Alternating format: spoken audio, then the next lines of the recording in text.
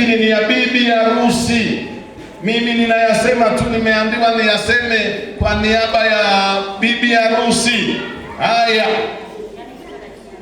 ninakupa wewe pete hii kama ishara ya kuwa wewe ni mume wangu niliyekuchagua, na kama muhuri kwa ajili ya ahadi yetu ya upendo usio na kikomo na uaminifu. Amen.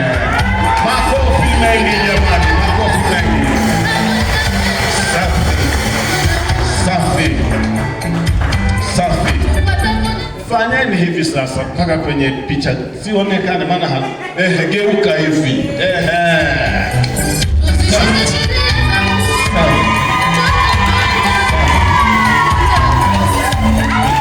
Wale watakaokuwa wako mbali, usifikiri hii ni pete. Hii ni nguo inayoshika hii nguo ya hapa.